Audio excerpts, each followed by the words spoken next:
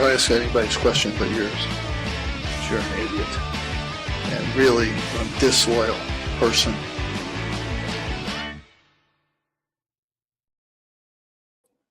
Really, maybe the real portal was the friends we made along the way. Yeah. We've made plenty of friends, and actually, anyone who checks out our sister site, Noon's Magician, will see a piece by me. I know it sounds weird. Tomorrow morning on some of the happenings we've had from football. So I got enough of an itch that I actually wrote things again. The key word being there's some, because things happened in the last time since we recorded here on the Disloyal Idiots Podcast here on the Fans First Sports Network. Christian Guzman, here with Steve Haller. Andy Pregler are not joining us because NYC traffic does things to you. Especially on Easter weekend. Happy Easter to everyone who celebrates as well. Steve making us very jealous of the feast he cooked for his family this afternoon. Absolutely. I will eat prime rib with oxtail au jus all day. I would eat that as well, and maybe some of that food might have been able to entice some Syracuse players to stay with the Syracuse Orange, but this is the new world we live in where program flipping is going to happen literally all the time. I didn't think about that. I probably could have gotten Murad Watson to stay with that. Maybe. One big man to another, I probably could have convinced him. See, this is an oversight, Steve, that you didn't recognize. You are the key linchpin to making the fans' favorite Syracuse players stay in Central New York for another season of Orange football. But only the offensive linemen that need meat to entice them. Oh, not the slot wide receiver who was the leading leading receiver in catches and receiving touchdowns? I mean, that would have been nice too, but let's get to it. All right. The transfer portal has been obviously the big subject of the issue of the offseason. And now with the limited spring window, we're seeing a lot of action going in and out of the transfer portal. The big thing being that these players now have 9 days to enter the transfer portal. It opened officially on April 16th. And will close for business on April 25th. And we've already seen a number of Syracuse players enter the transfer portal for football, the most notable one being Trebor Pena. Yeah, that'd be... never mind. Yeah, I'm the only one that thinks John-Ray Reed is probably just as important, but... Well, the thing is, John-Ray Reed transferred in the winter session, not in the spring session. Yeah, that is true. Okay. So for all the research I was doing for Monday, I was going through both portals, so my brain is all over the place. For the spring portal, there's really no competition there. Yeah, Trebor Pena entering the transfer portal, and then we saw on Q Sports Talk, ESPN Radio Syracuse, and on Stephen Fonte's show, Fran Brown come on a couple of days ago as well to talk about Pena entering the transfer portal and all the portal happenings that have been ongoing in Syracuse. And it seemed to insinuate that Pena was asking for more NIL money and also was unsure about the current progress that newly named starting quarterback Ricky Collins had made in the Syracuse offensive system. Obviously, we have no idea whether those are true or not. We can only take Fran's word for it. But it wouldn't seem to line up with what a lot of people of Pena's caliber would be thinking, and especially with the schools that Pena has been linked with since entering the transfer portal. And with his last year of eligibility, he probably wants somebody to, be able to put the ball on a dime to him. If his criticism of Ricky Collins is what is leading to him moving, on top of, I guess, there's conflicting reports. The most reliable I've seen is that Cuse was not willing to match the highest offer, primarily based on Coach Fran's quote of $2 million for a wide receiver is mildly crazy. Only the kid from Ohio State, the freshman there, should be getting that. There's no wide receiver on my roster worth $2 million, in paraphrasing. And for one, I applaud Fran for doing that. Yes, does it hurt to lose Trebor Pena? Absolutely. I mean, it's very hard to replace that production. At the same time, you're Syracuse University. You're not Ohio State. You're not some of the other big schools that necessarily have the budget that they can put into football, and not yet at least. I mean, hopefully everyone who is a Syracuse fan is hoping that Syracuse gets to that point. But as of right now, you're not. And so Syracuse has to think smart with its budget and with what resources it has available. And so there is going to be a cap somewhere on what you think is reasonable for your program to spend on Right. players. And yes, maybe you could see like, well, Payne is probably your best returning offensive player coming back. And so maybe you should throw a bit more money towards him. But at the same time, if you can spend that money elsewhere, why not? Right. On the flip side, you have wide receiver, which is a relatively deep position group for the Orange. You have Where? a rebuilding year. Yeah. Yeah. So you have a very deep group in a rebuilding year with an unproven quarterback. And why drop? Yeah, yes, I get you want to keep Pena around, but why not give somebody else an opportunity? Because there's enough talent there to say go for it. So the big thing is now let's take a look at who is available on the wide receiver depth chart, so to speak, here with the departure of Pena. I mean, the big one will be uh, Justice Ross Simmons for me first. The main one who we see coming back for Syracuse, and also Daryl Gill Jr. Yep. Of the primary players to return to the Syracuse Orange in terms of their wide receiver room. Yeah, I mean, and there's a lot of young depth there too. So I've got the Cuse.com's roster pulled up of the spring roster, and you take a look at all the wide receiver names that are on this list. Yeah. So without Pena, it's 1, 2, 3, 4, 5, 6, 7, 8, 9, 10, 11, 12 wide receivers. Yeah. And you've got a number of guys that have gotten a good amount of snaps and shown flashes of, impressive things between Ross Simmons, Ross, Gill, Umari Hatcher's still hanging around. Jalen Hornsby showed a lot of promise. Tyshawn Russell is the transfer in from the previous window. So I think there's enough bodies in the room to cover for the loss of Pena. Absolutely, it will be a step down in talent level from what he showed, primarily by experience as well. But who's the next man up? But what we saw also in Trevor Pena's junior is when he started to make that step up, and who's to say that Daryl Gill Jr. can't make that similar step, especially with, maybe he's not putting work on the football field this spring, but especially the work he's putting in on the track field right now seems to be pretty impressive alongside Malachi James and Malachi Coleman. And I feel like, Gill's your number one option to replace Pena in that slot role. Right, and showed flashes of what he can do in that UConn game. Exactly. For those who don't know, that was Syracuse's most yards by a receiver in a single game. Gill's, I believe, 185 against UConn. Yep. Or somewhere around that area. In an offensive day that was just, I believe, 20 yards shy of the all-time throwing record. Yes, something like that, yeah. Yeah. And then you've got the outside option still in Ross Simmons and Hatcher, and Pena wasn't always going to be an outside option, so. Right. Yeah, no, I think there's, and we don't even know what we're getting with Russell, too. So exactly, and based on the demographics you see here, 5'11", 195, feels like Russell could also be a slot guy that Pena could fill in for Pena. As Syracuse is going to have to moneyball a lot of these situations, recreate the player in the aggregate. Yeah, we'll see how it goes. It feels like we would have obviously had a much more visceral reaction to this in the immediacy of the news. Right. If we'd run this last week, I feel like it would have been a very different different feel and different assessment here. Yeah, but at the same time, like, it feels a lot simpler, you could say. And you said last week this was 5 days ago. Shows you how much we live. Right. Yeah. Yeah. Mm-hmm. So, and shows you just also how much happens in the world of college athletics.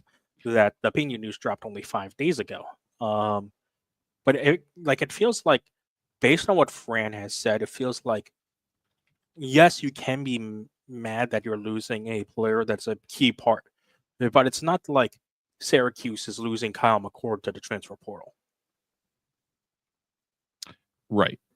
And I mean, who knows? Right now, we do have confirmation. I mean, there's not a Kyle McCord out there right now, but Fran literally confirmed with the also the departure of Michael Johnson from the quarterback room that he's looking to fill another slot in the portal or with the portal at QB. So Yeah, Fran signified that he was looking at two positions in particular, quarterback and at linebacker. And so he could, that could mean a couple of things. And that Syracuse is looking to rebuild that linebacker room with no more Marlo Wax and Justin Barron in that room. right. Because you could see in a way like as well that linebacker necessarily isn't the deepest position for Syracuse. And when I say deepest, I mean they only have 4 on their roster. Right. With Delorier, a true freshman who Yes. is a monster of a human being, like physical stature wise, but a true freshman currently on the 2 deep. Exactly. I mean, you expect the other ones are Dark McDonald and Ross Sparrow and James Hurd. I mean, how crucial is it that Sparrow returns to the Orange after initially saying that he was going to enter the transfer portal? Yeah. Yeah. Between him and Josh Miller, who jumped in and out, Yes. who is also on the starting 2 deep, or at least was until the possibility of a couple of days ago. Because if anyone didn't see, Austin Collins, the starting left guard for Louisville, entered the portal and is now coming to Syracuse. So I believe he was arguably one of the best pass blockers in the league and one of the worst run blockers. So we'll see where that falls out. Apparently, all of your Collins belong to us this transfer window, but we'll that whether or not he's not coming in to not play. So does he slot in over Joe Cruz or does he slot in over Josh Miller? Yeah, we'll get to let's start the offensive line talk. And I think Kevin put up a good point in our Slack when that stat dropped about Collins. I believe it was the second best pass blocking grade according to PFF among all ACC guards. Yeah, with 85.1 last year, which is very, very good. This is a Syracuse team that is, at least what we saw last year, is going to be a pro-style offense, which means it's going to pass significantly more than run the ball. And while, a lot of people want to see Syracuse run the ball a bit more, hey, this is what pro-style offenses are nowadays and what has shown to work in order to generate offense. So you would like a pass blocking guard. Yeah, it can't hurt. And the other thing to look at from that standpoint is it, at least in experience that I've seen, it's easier to teach someone to run block than to pass block. Or at least teach the nuances of it. So maybe Fran's taking a flyer and saying, hey, you can, see what we can do to develop it when he's already got a base for pass blocking. Exactly. And so what we saw and what was seen at media, what the media saw that was reported for the first look at the starting offensive line before the spring practice was Travion Mack at left tackle, Josh Miller at left guard, Mark Petrie at center, Joe Cruz at right guard, and Demetrius Weatherspoon at right tackle. And that was a late change after David Wollaba, who was going to be the starting center late during spring practice, announced his intentions to enter the transfer portal. Yeah, and Petrie was originally going to be at one of those guard slots, I believe. Yes. So I mean, he was at right guard last year, the entire year. Right. Guard. Mm-hmm. Sorry, I had to.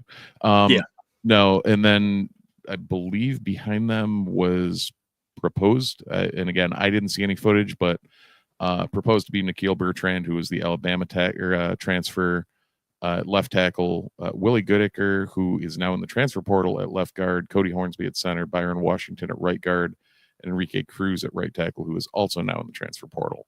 I believe in the spring game, Goodacre and Cruz both had gotten jumped. Correct? Yeah, I didn't see the spring game either. So okay. I was in Las Vegas, which made it very difficult to tune into. Seeing, well, wasn't there. I was working with other responsibilities, so I was not able to catch the spring game. Yep, but it's I don't know. The O-line, Fran keeps talking about how we're building depth, and it seems we're also losing depth as we're building it, which is kind of that's kind of my only concern at this point. This, for anyone who isn't up to speed, I think Nunes is putting a piece out on this sometime this week, but right now, this window, officially in the portal, we have Trevor Pena, AJ Miller, one of the walk-on QBs, Kalen Ellis, who, if anyone remembers, did not play last year and is now officially in the transfer portal, Michael Johnson Jr. at QB, Xavier Miles, one of the D linemen, David Wallaba, a tackle, Willie Goodacre, and a guard, Enrique Cruz, who was the former starting left tackle a couple years ago and been jumped, and then Murad Watson. Was there anybody that I didn't catch on that? Did you mention QB AJ Miller? Yep. Yeah. I think there was another walk-on QB that jumped into the portal too. I don't remember. Not on 24/7. Yeah. Mm-hmm. And I should correct myself earlier. There are more linebackers on the roster. None that have gotten really significant play. The main ones you might think of would be Zion Moultrie-Goodard, Jahad Lassane Jr., even Caden Brown, and also the younger Diggs brother and Fatim Diggs. Mm-hmm. Also Jaden Brown, and also Fran Brown Jr. as well. So there are linebackers still also on the roster. But then when you take a look at the offensive line depth, I mean, there's not a lot of proven offensive line play that you're getting from most of the other offensive linemen. That's at least getting Collins in gives us something experienced. I would personally think we try and push hard for a center, but I don't know what's out there at this point. There's also no amazing way on any of the services to really everybody's listed as interior offensive line. And I think anyone who's listened to the podcast long enough knows my thoughts on just calling a guard a center. It doesn't work. If you're not competent enough to make calls and you're not someone who's, able to snap and recover, it's very different than playing guard. A lot of times there's overlap, but you can't just go get anybody to play center. No, let's flip to the other side of the ball. We talked a little bit about the linebackers with Fran talking about, looking for the linebackers. Yeah, you do have some proven talent, but, behind the three main ones in McDonald, Sparrow, and Hurd, there's not a lot of proven talent behind it in terms of the runtime for the linebackers. And you can start to say the same about the interior linemen as well, especially with the loss of Murad Watson, especially with Syracuse. If they're going to run the same system like they were last year, to run a 4-2-5. So Syracuse is then on defensive linemen again. Go figure. Yeah. I mean, it'll depend on where players play, because we maybe think and conventional linemen we've seen play on the outside, like Kevin Jobity and Elijah Fuentes Cundiff. So, there's a lot of players that may be moving around as well. Yeah, I wouldn't be surprised based on, another year of strength and conditioning and another year of Francie in the roster. That's going to happen here and there. People are going to move around. People are going to find new spots, find new, or maybe, you find a couple of diamonds in there. Anyone who's played NCAA 25 understands you find a diamond in the rough at one position, move them to another. And especially since we know that Fran wants to run, or most likely would like to run 3 deep on his defensive tackles. Currently, you really have a good 2 deep with Dion Wilson, Chris Thomas, the Marshall transfer, Isaiah Hastings, and Rashard Perry. And then after that, it's a toss-up of your interior linemen about who else you want to run, and do you want to move guys like Jobity and Fuentes Cundiff back into the inside? Yeah, no, and that's, I mean, you can, but do you have enough? Do you have enough depth at the edge position to do that? Yeah, like your main edge rusher is obviously going to be Dennis Hawkes, who's back for another year. Do you do the Steve Linton thing and make David Omobariola also a primary edge rusher? Yeah, yeah, that's. I mean, he came in as a D end.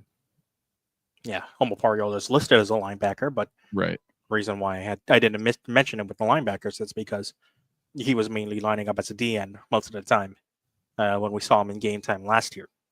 I mean, at the same time, Jihad Lassane came in as a D end too, didn't he? He's I listed believe as a so. linebacker. So Yeah. I'm curious, especially for one, I guess I'm curious if we have a, judging by roster construction and who's listed as what, whether or not we have a scheme shift occurring, because right now we have 1, 2, 3, 4, 5, 6, 7, 8, 9, 10, 11, 12, 13 linebackers and 1, 2, 3, 4, 5, 6, 7, 8 D linemen listed. I'm not a doctor, but that does not scream 4-2-5 to me. Maybe it's a return to the 3-3-5. Yeah. That Syracuse fans have become accustomed to. Which, I mean, in all honesty, a 3-3-5 with some of those bigger guys rolling up, but also being able to cover, isn't too far out of the equation. You know, that seems much more feasible for what we're looking at and what we have on the roster. And we've seen that Coach Robinson is more than happy to shift to what his personnel is showing. You know, he did it last year out of necessity, but if your roster's screaming do X and you try and, you know, square peg into a round hole, it's probably, you know, not going to end well. And it seems like he's shown he can be flexible. And that brings us to what the 5 is, the consistent, the defensive backs. And the big story that was coming out in terms of the defensive backs out of spring practice was that Syracuse young star, and emphasis on the young, in Demetrius Samuel Jr. Is in contention, and most likely, based on what I've seen, is in contention to be a starting cornerback, but is also taking snaps on the offensive side as wide receiver, essentially becoming a Syracuse version of Travis Hunter. And the reason why I say Demetrius Samuels is young is because he just turned 17 at the beginning of April, which means he was starting the beginning of spring practice as a 16-year-old. Yeah. Yeah. Like, I thought I was ridiculously young, turning 18 my like 4th week of college. That's just nuts. Like, playing D1 cornerback and, you know, for all intents and purposes, impressing a lot of people doing it at the age of 16 going on 17 that's something special. I remember this Samuel reclassified to be a 25 recruit. Well, he was originally a 26 recruit in his first commitment with Syracuse, right. then flipped to Florida to become a 25 commit, and then recommitted to Syracuse as a 25 commit. And Samuel is the consensus top-rated recruit by all the 4 major recruiting services. So there's no shortage of his potential. Yeah, no, it's, I mean, it's awesome to see that we got him to flip back and that we got him to campus. At the same time, I guess we're not going to know until the fall if it should worry me that we're relying on a 17-year-old or if that 17-year-old is just that good. I mean, the stats in terms of the biography check out 6'1", 190. That's pretty good for both sides of the ball, right, corner and wide receiver. Yeah. I mean, if we can hang on to him for 3 years and have him run both sides of the ball and be happy, that would work out there's wonders. More wide receiver depth. That would indeed work out wonders. You know what also stick around for 3 years, but much longer as well in your life? The wonderful apparel at homefieldapparel.com. The sponsor of this wonderful podcast here on the Disloyal Idiots Podcast on the Fans First Sports Network. On Field Apparel is your one-stop shop for all your favorite throwback and comfiest apparel needs for your favorite school, and that does indeed include Syracuse. You should just see my great Syracuse bomber jacket that I have from Home Field Apparel, or one of the many hats that Steve wears from Home Field Apparel as well, that he holds and cherishes dear to his heart.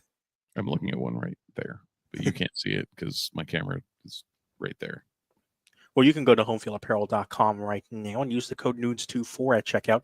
That's NUNES24 for 15% off your very first purchase at homefieldapparel.com. And of course, with Home Field Apparel, you've got a month before the Indy 500.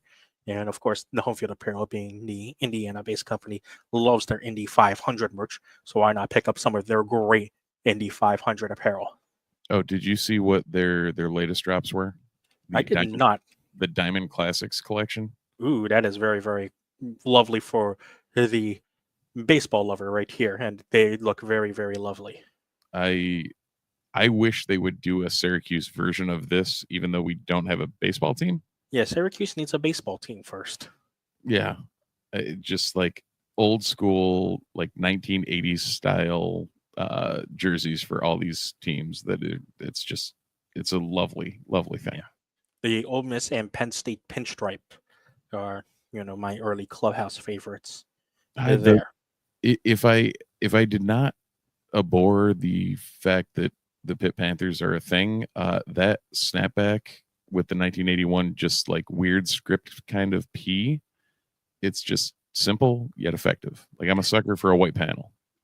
I think the other two clubhouse runners for me are the LSU hat with the stripes in the middle and the yellow accent on front, and then the TCU shirt. I have a Syracuse hat that looks exactly like that almost. That's awesome. I love that because that's just such a cool design. And the other one that I like is the TCU frog ball shirt. Oh, that's a kill. Yep. Oh, and the classic Florida State with the big the classic Florida State accent as well. And then for the longtime members and viewers of the podcast, you have the Tulane baby blue shirt with the green ducks on the back. Yep. So homefieldapparel.com if you want some of those Diamond Classic ones, or even some Syracuse apparel. NUNES24 NUNES24 at checkout.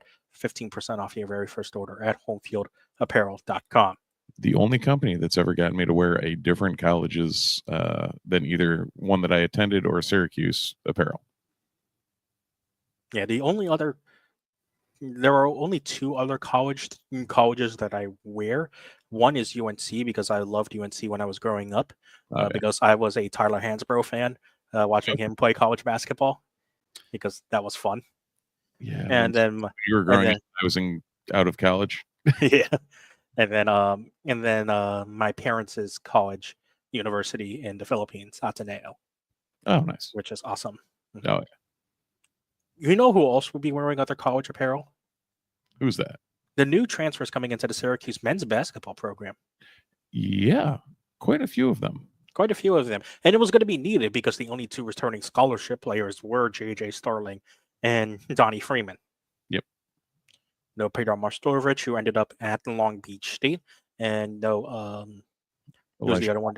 Yeah, Elijah Moore, who ended up at Utah. Yep. Mm-hmm. We don't know the location of the other transfers, namely Chris Bell yet. But Syracuse bringing in a lot of new faces into the program. The most notable one for me is point guard Nathan George, who transferred in from Georgia Tech and was the ACC leader in assists last year. Which is something that is desperately needed on this Syracuse team. Mm-hmm. And shootings, averaged also 12 points per game, shot the three ball at a 33% clip, which is basically exactly what you want out of a point guard. Yeah.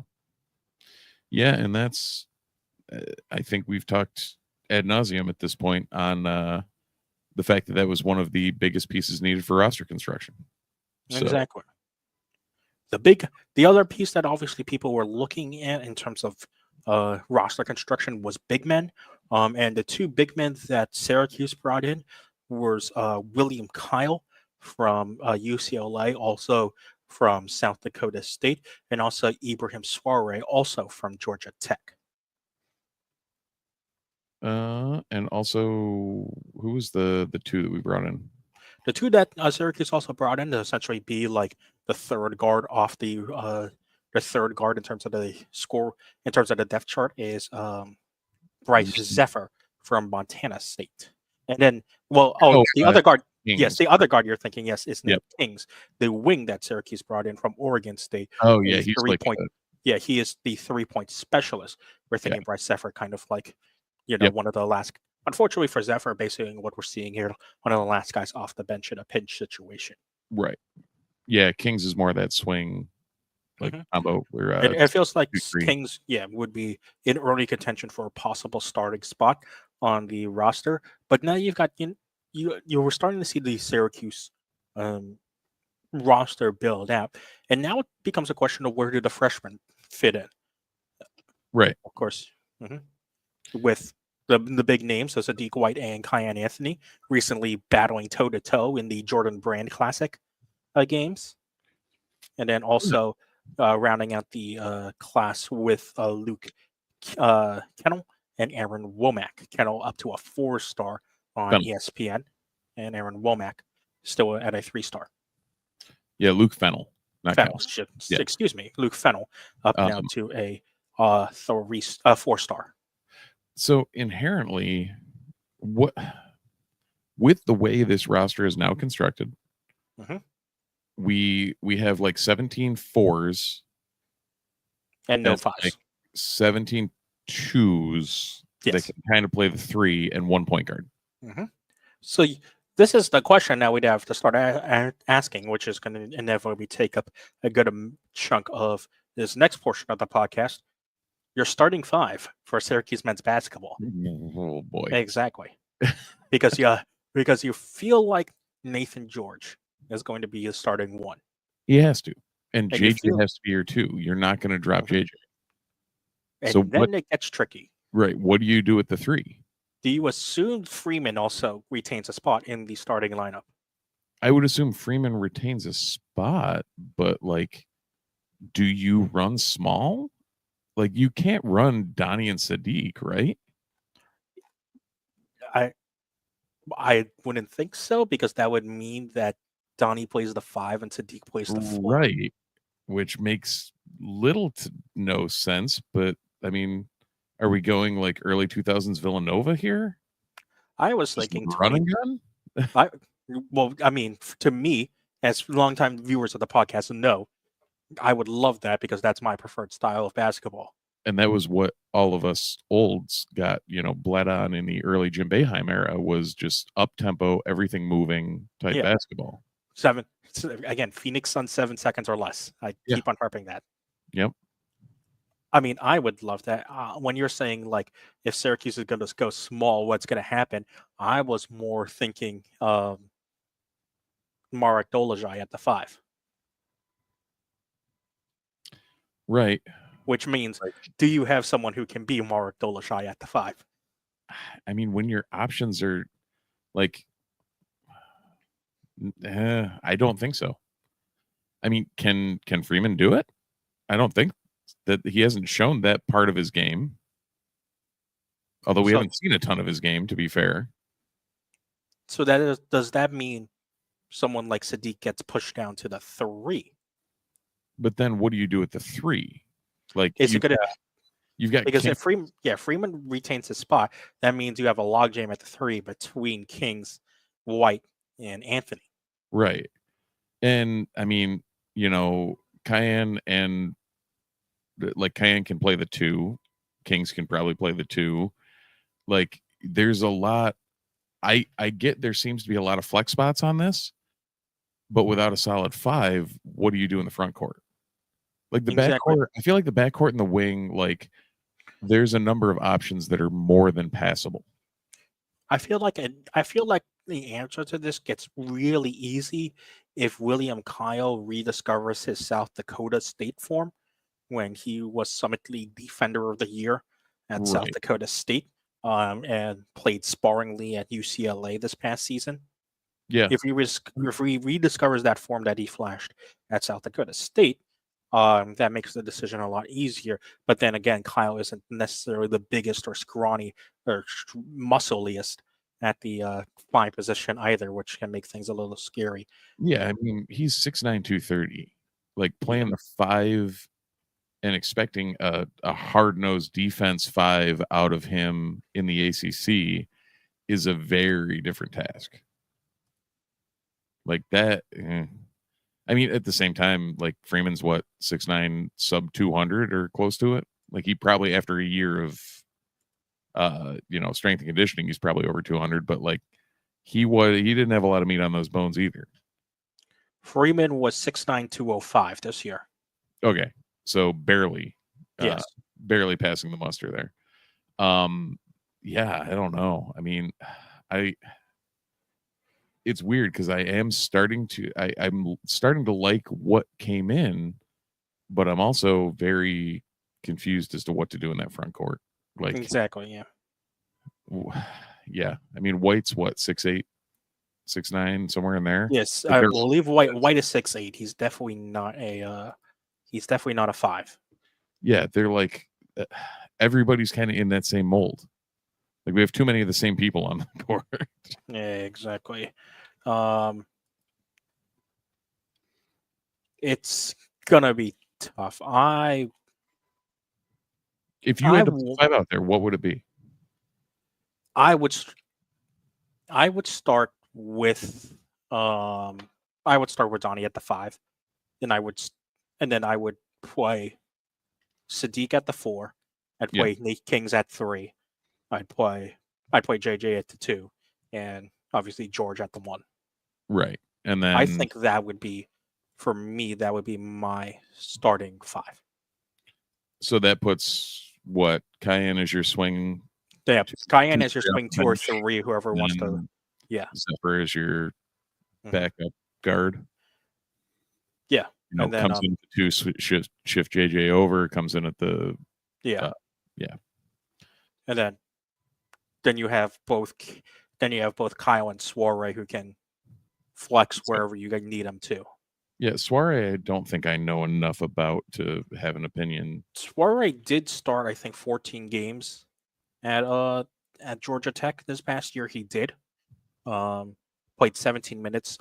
Played in 30 games, started 14, 17 minutes per game, but only averaged 2.8 points per game, 3.6 rebounds, 0.6 blocks. So not necessarily the biggest of sample size from there as well in terms of the stats, especially with the minutes put up as well. Not necessarily the biggest stat stuffer. So, I mean, there is an argument also that, I mean, that's what I would love to happen. More likely, I think, someone between Kyle and Soiree wins out a battle for the 5, and that's who ends up as the starting center. Right. And then, it's not anything that I don't envy Coach Autry in this decision in any way, shape, or form. And to be honest as well, it would have been easier if they found someone in the portal who could be a starting center. Yeah. But I don't think Syracuse found that at the prices they were willing to offer. Yeah. So last year, played in 29 games. Soiree played in 29 games, including every ACC game. And I think it seems like he ended up in that starting lineup primarily due to a ton of injuries. That would make a lot of sense as well. So, yeah. Either way, that's what we're working with. So that's what we're going to work with, I guess. Georgia Tech lost 62-55 against Syracuse in the Dome on January 7th. Soiree came off the bench in that game and played 17 minutes, no points on 1 field goal attempt and 4 rebounds. George in that game was Georgia Tech's second leading scorer with 13 points, dishing out 5 assists. going 16 of 5 from the 6 of 15 from the field, and 1 of 7 from 3 in that game. If you're looking for a comparison to Syracuse. Sorry, my brain was going to Georgia Tech. Does Damon Stoudemire still go by Mighty Mouse? I have no clue. I think when he was going by that nickname was before you were born. Probably. I mean, he was at when was he at Arizona? Would have been a long time ago. In a galaxy far, far away. Yeah. But either way, fun times on the Syracuse basketball front. Indeed, fun times. Same cannot be said about the lacrosse front. Yeah, 95 was when he left Arizona. 96. Yep, had a hunch. Mm-hmm. So, do we have to talk about lacrosse? We do. Why? Because I'm here. I know, but it's so bad all around. Because I need to push my CJ Kirst agenda. Good. So we're a Cornell lacrosse podcast. We are a Cornell lacrosse podcast because Kirst is one goal away from breaking the NCAA Division I men's lacrosse all-time goals list. Oh boy! Or career goals in a game, or career goals in a season, or no, career goals. Excuse me. Crazy. I mean, we're watching history, which is awesome, but also like crazy to think that, speaking of offense, Kirst can do what Kirst is doing, and the Syracuse offense can do what they're doing, which is nothing. There was a point during the Syracuse-Cornell game where Kirst was outscoring Syracuse by himself. That's not great. Like, I mean, I get it if it's 1-0. However, beyond that, not acceptable. Yeah. And Cornell is really going against the trend that lacrosse is going in nowadays, because teams and coaching now, in particular, have adjusted to the shot clock, and teams are now the scoring is just down in lacrosse in general. Yep. In the shot clock era, I think like there's an average of 1 or 2 goals per game among combined scores going down in lacrosse right now. I mean, you saw it in the last Syracuse game where, Syracuse lost to Duke 11-7, which is, a score line that you wouldn't think in modern lacrosse right now would be a score line that shows up. So we're out of the juice ball era is what you're saying? One could say. Which is funny because baseball's re-entering it. I think it should. Or the juice pack era at this point. Mm-hmm. But that's a discussion for another day. Right. So it's an interesting back-to-back games for Syracuse because on one hand you have the Cornell game where Syracuse puts up 12 goals but allows 17. And when you look at the stats between Syracuse and Cornell, a lot of the stats are similar, and some even favor Syracuse a bit more, such as Cornell lost the turnover battle by 7 and had 1 more failed clear than Syracuse. And then the other stats are just pretty even. Shots were favored by Syracuse, but only by 3. Shots were favored by Syracuse on goal by Syracuse were favored by 2. The faceoffs were dead even. You could say for Syracuse, that's not a good thing. The ground balls, Cornell only won by 2. I mean, the 2 biggest areas where Syracuse failed were stopping Cornell on the extra man. Cornell scored all 5 of its extra man opportunities to Syracuse's 3 of 5. Yep. And then, of course, the big discrepancy was the goalie play where Wyatt Nuss absolutely went off for Cornell, making 14 saves on 12 goals allowed, and Jimmy McCool struggling, only making 7 saves, allowing 16. Which McCool's been a consistent point for Syracuse all year, and it just seems like. Mm-hmm. And that was his second bad game of the year, the first one being the Harvard game, and unfortunately for Syracuse, they also lost that Harvard game. I mean, the other point to make out, that Harvard game's going to come back to bite them in the ass. We'll talk about that in a bit, because the other thing that didn't help Syracuse is that Joey Spolino only had 1 goal in that game against Cornell. I mean, no one else did everything he could, 4 goals and 2 assists. Right. also had a 3-goal, 2-assist game from Luke Roa. But other than that, I mean, it's kind of tough when you trying to stop 5 goals and 3 assists from Kirst, and then 3 goals and 4 assists from Ryan Goldstein. Yeah, that's not a great combination to run up against. And then you go to the Duke game where you feel like, well, offensively, the past 2 games, especially after the impressive win over Notre Dame, Syracuse's offense should be humming, and then they're limited to just 7 goals against Duke. Yeah, no, and that's, I think that was the biggest surprise from that scoreline. It wasn't that Syracuse lost; it was that they scored 7 goals. Yeah, and it felt like Duke outplayed Syracuse. Syracuse losing the turnover battle by 4 certainly didn't help. They, Patrick Jamison for Duke made 13 saves, only allowed 7. Game's not on McCool. He made 15 saves, right, and only allowed 11 goals. No, I think it's strictly on the offense because, even 12 goals is a manageable number for the defense to give up. Yeah. Like, that's not egregiously bad or anything. That's like a normal, solid game. And this time Spallina showed up against Duke. 2 goals and 3 assists. You take that from Spallina. But I guess that's the thing. Are we working with, the old, Jordan concept where it's like, all right, you let him get his and shut down everybody else, or vice versa, like it seemed to be against Cornell. Like, teams are attacking Syracuse slightly differently, and no matter how they're attacking them, it seems to be working, which is part of the problem. Well, it feels like Syracuse's offense is such a double-edged sword, and that's one of the big things that Syracuse doesn't have going for itself, is that Syracuse in this day and age doesn't have a dynamic dodger. When you think about it, Syracuse doesn't have a player on its team.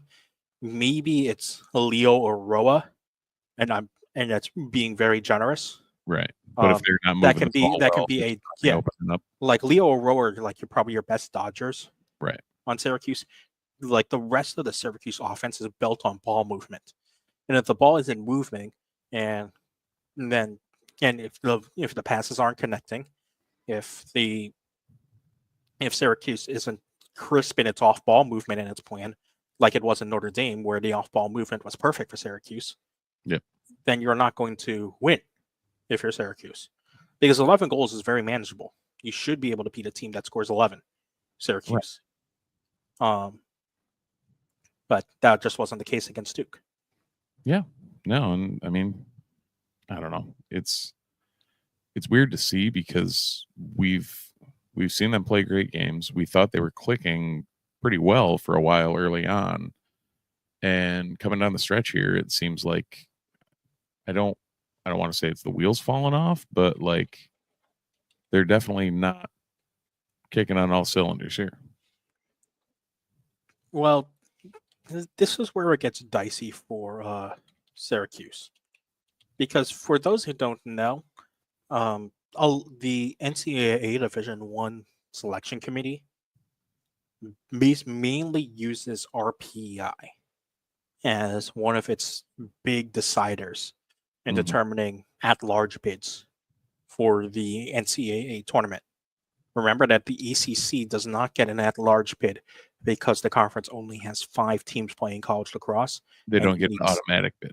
Yes, they do not get an automatic bid to the NCAA tournament because they only have 5 teams playing college lacrosse, and you need to have 6 in your conference in order to be eligible for an automatic qualifying bid. Which means that Syracuse's number 8 RPI actually puts them firmly on the bubble. Right, which is crazy to think. Mm-hmm. Well, and I mean, that's the insane thing is the other 5 teams in the conference are all ahead of them, right? 3 of the other 4. Yeah. Syracuse is only ahead of only ahead of Virginia, who is 14 and probably not going to make the NCAA tournament. But Notre Dame's at 5, North Carolina's at 6, and Duke is at 7. Syracuse is at 8. So all 4 ACC teams are 5 through 8 in the RPI. Not great, Bob. not great. If you're looking at the whole RPI in general, it's actually Princeton who leads the RPI with the number 1 ranked. Maryland's at 2. Cornell is at 3. Penn State's at 4. Then you have the ACC teams at 5, 6, 7, and 8. To round out the top 10, it's Ohio State at 9 and Harvard at 10. Syracuse plays UNC next week, who we just said is the number 6 team in the RPI, and then followed up by the ACC tournament. So if they don't beat UNC, I mean, hypothetically they end up matched up against them again in the ACC tournament. But if they don't beat UNC, they're on the outside looking in. Yeah, the way I look at it is that Syracuse had at least, at the very minimum, has 2 games remaining. Right. And they need to win one of those 2 games. Yeah. Because if you win the UNC game, you relax a little bit.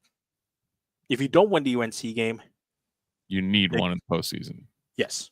And who are they? Is it Notre Dame that's 5? Notre Dame is, this is just the RPI. Okay, so right now the conference standings are Notre Dame is first with a 3-1 conference record. They are done with ACC play. Right. The other 4 teams are not. So Duke will play Virginia next week, and North Carolina will play Syracuse. And guess what? That is your battle for the 2 and 3 game. Gotcha. Because that's your battle for the 2 seed. Because North Carolina, well, technically, actually, Syracuse could still technically become the 1 seed. Because Syracuse in North Carolina has a 2-1 record, and Duke has a 1-2 record. So from what I can MacGyver out of this, it seems like if all tiebreaker scenarios are the normal way that tiebreaker scenarios go, Syracuse could potentially go into a tie with Duke for the 1 seed if they beat North Carolina, which would give Syracuse the overall 1 seed in the ACC tournament because of a head-to-head win over Notre Dame. Right. Duke cannot become the 1 seed because they're 1-2. Right. So Syracuse could theoretically also fall to 4. That's so wild. Because Syracuse won't be out of the ACC tournament in any way, shape, or form, no matter what happens. However, they could be as high as the 1 seed and as low as the 4 seed, depending on how things shake out. Exactly. Actually, they're guaranteed the 1 seed or the 4 seed, right? Well, assuming Duke wins to Virginia. Yes. If Duke loses to Virginia, Syracuse is a 3. If Syracuse wins, they're the 1. If Syracuse loses and Duke loses, they're the 3. So they can't be the 2. That's the only thing. Yes. That's mildly wild. So we're theory crafting here. Syracuse wins. I'm pulling up North Carolina's schedule. Okay. Syracuse wins. They're the 1 seed. North Carolina earlier this year beat Duke. So if North Carolina wins, the lowest they can fall is, if North Carolina loses, the lowest they can fall is the 3 seed, because Duke is the because North Carolina beat Duke. So if Syracuse wins, it's Syracuse Duke. It's Syracuse Duke. And if Syracuse loses, it could either be, so if Syracuse loses, North Carolina lost to Notre Dame this past week. So Notre Dame would still be the 1 seed and North Carolina would be the 2, which would make it Syracuse Notre Dame. If Duke wins. right. If Duke loses, it'd be Syracuse and North Carolina all over again. Mm-hmm. If Syracuse loses also. It's just wild thinking about how this one's going to play out. Mm-hmm. So Syracuse wins, they are locked into playing Duke. Right. If Syracuse loses, they will either play UNC or Notre Dame in the first round of the ACC tournament. Okay. Yeah. It's we're going to have fun here. Wait, no. Yes. Because there's the actual wild world. If Duke loses to Virginia, Virginia will actually make the ACC tournament. Because Virginia's 0-3 and Duke's 1-2. Right. So Syracuse will either play Duke or Virginia if they win against North Carolina, because there is that world that Virginia wins and sends Duke to the Shadow Realm, which would be hilarious as well. My brain hurts. The ACC, ladies and gentlemen. Yeah. Don't you wish you had this problem for? Don't you wish you had this problem for basketball? Yeah, seriously. How weird is it that there's no ACC team in the top 5 or in the top 4? Weird and not weird at the same time. Like Cornell's playing ridiculous. Yes. Princeton, I haven't seen or heard much, but they are Princeton, doing cruising. Princeton's only loss on the year is to Cornell. They lost twice. Oh, who else did they lose to? Maryland? I think it was Maryland. Yep, Maryland. Yes, Maryland. Mm-hmm. Then Maryland lost to Michigan and Rutgers somehow. The Michigan one and both of those losses are wildly insane. Yeah. And then Army's only loss was to Boston. University. Mm-hmm. Because and the insane thing is if Army doesn't if Army doesn't win the Patriot League, their at-large resume is not great. Yeah, they don't really have a win over. Well, they have a win over UNC, and that's it.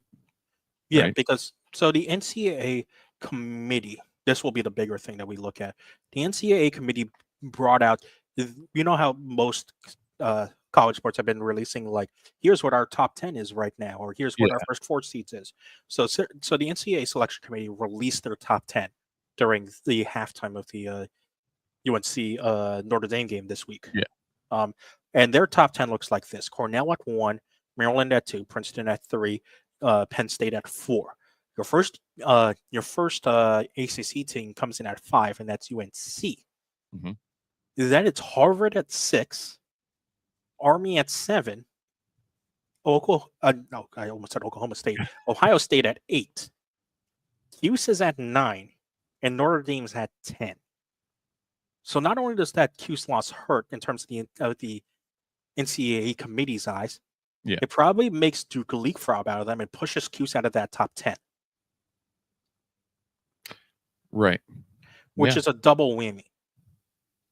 Now, the most Syracuse thing to do would be to beat UNC and then lose first round of the ACC tournament, which should secure them a bid. You would assume so, especially since UNC is number 5 in the NCAA rankings right now. Right. I mean, are we in one of those years? I mean, yes, I know there's only 5 games, but there's only a 13-game schedule. Are we in one of those kind of points where the ACC all being the same are just cannibalizing each other a little? Yeah, absolutely. So, yeah, it's and where that automatic bid would really come in handy. And then this is also where what has just played the ACC and other sports is that non-conference didn't go as well for those other teams. Like UNC's other losses, like we've said, are to Princeton and Army. While those teams are good, it looks a lot better for the ACC if UNC wins those games. Duke has also lost to Princeton, but has an awful loss on their resume to Denver, who is not good this year. Right. And then also has the 2 losses to Notre Dame and North Carolina on their roster. And when you look at Notre Dame, the other 2 losses they have on their schedule is to Maryland and Ohio State, which is not bad because both of those teams are good. But when you consider that you need to be a top team in order to receive an at-large bid, that doesn't help the ACC either. Right, and that's like you look at Cuse's losses, and they're all at the worst case top 15 teams, just with that loss to Duke being just outside. The Duke one is the one that really hurts Syracuse's resume because they've also lost to Maryland, but they've also lost to Harvard, and like we said, Harvard is number 6 on the NCAA poll right now. Although Harvard just lost this past weekend. Was it to Cornell? Yes, but it was to Cornell. Right. But that will still drop Harvard in the rankings a bit. Yeah. I mean, it's a very weird situation. I mean, if Syracuse takes care of business against UNC, it is what it is. Like, that's what they need to do. Which is going to be a lot easier said than done because UNC brings on a great offense. Yeah, I mean, at least it's a home game. Yes, So, I mean, we talked that about helps a lot. we talked about it multiple times on the pod. Like the tail end of the schedule is just a murderer's row. Yeah. So, But it does also help a lot that it's a home game. I mean, there is something for it to be said that the game's in the dome. yeah. So, I mean, it's not easy to win in a dome. no, it never is. It's not But easy to win at Christian Brothers Academy either. for us,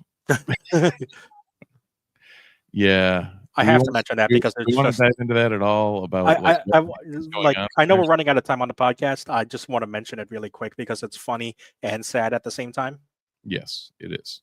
Syracuse women's lacrosse, unfortunately, has not had the best of seasons this year. Losing Olivia Adamson has really, really hurt the Syracuse women's lacrosse team this year. Meaning it's just Emma Ward and friends. And it showed against Boston College, the number 2 team in the country right now. And Boston College took Syracuse to the cleaners, with Boston College winning 17-2 against Syracuse. It's the second biggest margin of defeat for Syracuse in program history. It is also the fewest goals scored in a game by Syracuse in program history. They were down 9-0 at one point. It was more than that, my friend. Oh, was it? The largest it got to was 12-0 before yeah. Syracuse scored a goal.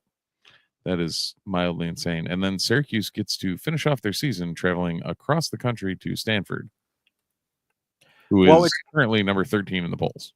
Yes, and remember, this is a Syracuse team that did defeat Stanford in double overtime, or was it triple overtime? I completely forget. It was double overtime. Yep. So it's a Syracuse team that did defeat Stanford in triple overtime, or double overtime. I said triple overtime again. Whoops.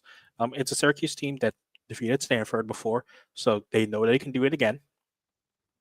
The unfortunate thing is, if Syracuse wins that game against Stanford, they will most likely have to run into Boston College again. Well, maybe they lose by less than 15. One could hope. So, I don't know. Yeah, if you just look at the stats, Emma Ward with 68 points, and then your next highest is Carolyn Trinkhouse with 36. That's a bit of a drop off. Yeah, it's not great. So, well, what was supposed to be a solid year for both lacrosse programs, as dumb as it sounds, could hypothetically end in both teams missing the NCAA tournament, which would be unheard of. Yeah. At least in recent years, when one's been good, the other's been down. Or strike that. One's been down, the other's been good. Not great for the Syracuse lacrosse programs, and both, especially, but the men still have a chance, but they've got to start picking it up soon. Mm-hmm. That will do it for this edition of the Disloyal Idiots Podcast here on the Fans First Sports Network. If you liked our live stream, we do these usually at Sundays at 8 p.m., of course, a little less frequently during the quote-unquote off-season. I suspect in about 2 weeks' time, we'll do our traditional lacrosse selections show live watch-along with our good friend John Arsenaga on our sister site Noon's Magician. So please do tune in to that. But again, mostly Sundays at 8 p.m. If you liked our live stream, be sure to follow along on your streaming platform of choice on Twitch, Twitter, or on our Twitch, which is Disloyal Idiots, on YouTube, on the Fans First Sports YouTube, or our Disloyal Idiots YouTube, or on the Fans First Sports Network Twitter. If you're listening on your podcast platform of choice, we'd like to thank you as always for listening along. Be sure to leave a like, rating, review, subscription, leave a comment so that we can trick the algorithm into expanding the Ottoman Empire. There's always never a dull moment in Syracuse, Steve. Never at all. And we'll see, likely, as the transfer portal has about a week and change left. 5 days. Less than a week and change. I was thinking next Monday, but Nope, April 25th. Perfect. So yeah, by the next show, we'll know where the portal stands for Syracuse football. So I'm sure we're going to try and get an episode in next week if we're available, and we'll go from there. All we can left to say is go Orange. Go Orange.